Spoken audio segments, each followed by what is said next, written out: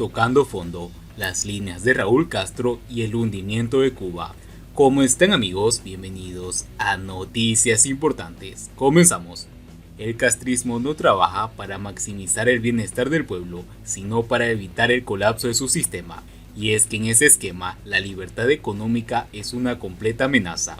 En su último discurso como primer secretario del Partido Comunista de Cuba, PCC, Raúl Castro le aclaró a sus huestes de arribistas y oportunistas, cuadros de la organización, hasta dónde se puede ceder el castrismo en lo económico sin poner en peligro su hegemonía.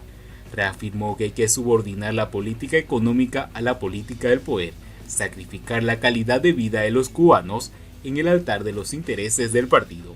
La propiedad de todo pueblo sobre los medios fundamentales de producción constituye la base del poder real de los trabajadores, dijo cínicamente, como si algún trabajador tuviese poder en Cuba.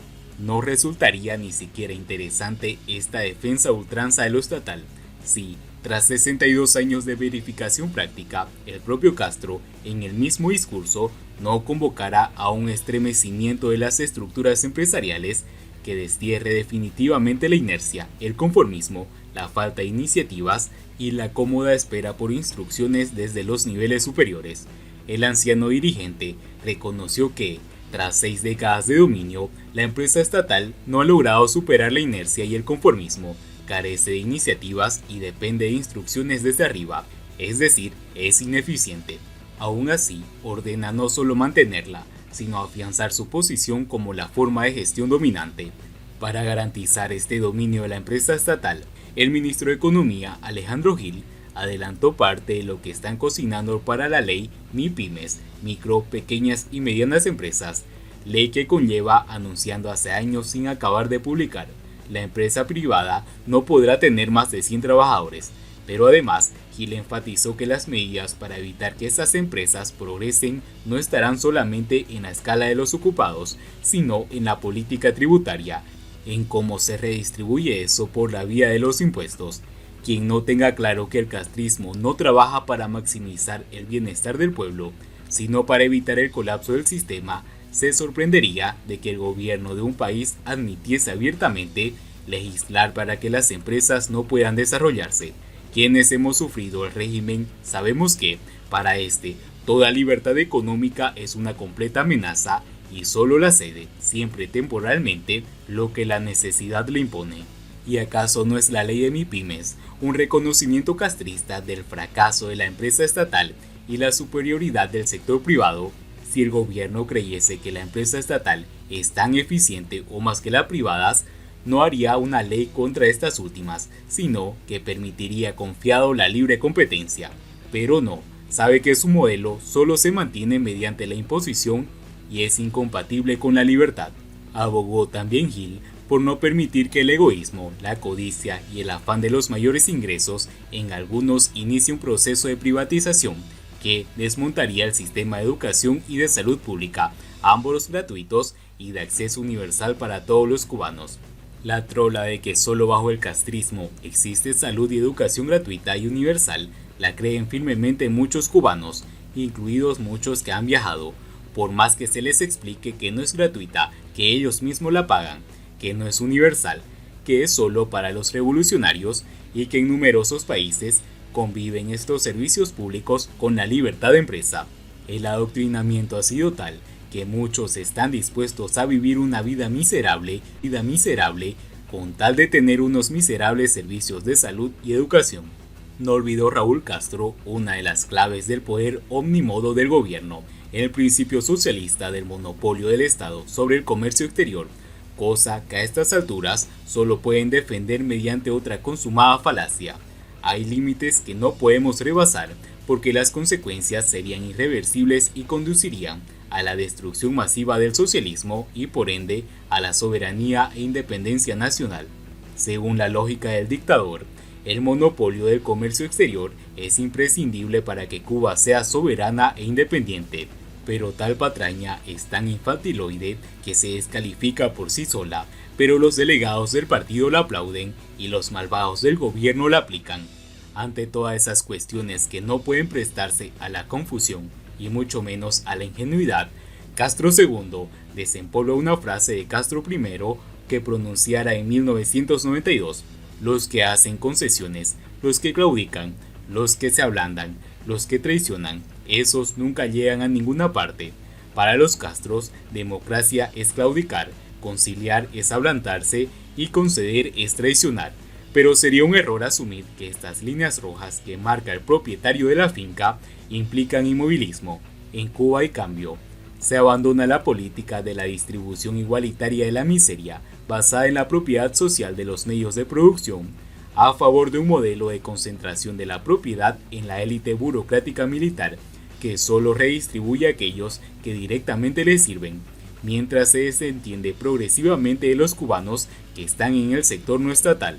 Aunque las autoridades dicen que los cambios en Cuba son para más socialismo, sigilosamente transforman el modelo carismático feudal castrista, deslegitimizado por su fracaso económico, en un capitalismo de Estado que un grupúsculo heredero pueda manejar con mayor eficiencia y rentabilidad. Para ello usan al títere castrista Díaz-Canel, que no es más que ese feliz, pues cree que es un premio contramaestre que sorpresivamente es ascendido a capitán del barco, justo cuando ya la mitad de la nave está sumergida y el hundimiento se avisora. Se aferra a un timón que ya no responde, mientras los verdaderos gobernantes, en silencio, se reparten con antelación los restos del inminente naufragio. Si Díaz-Canel es suficientemente astuto para no perecer en el desastre, será solo una anécdota. Lo importante es que en medio de una tormenta que está a punto de dejar pequeño lo peor del periodo especial, las líneas rojas del general impiden que el barco Cuba avance. Lo condenan a vivir achicando aguas para que apenas flote sin rumbo. Lo importante es que se mantengan los gobernadores gobernando y la marinería, o sea todo el pueblo, luchando para no ahogarse. Siguiendo con las noticias, artista cubano Luis Manuel Otero se declara en huelga de hambre y de sed.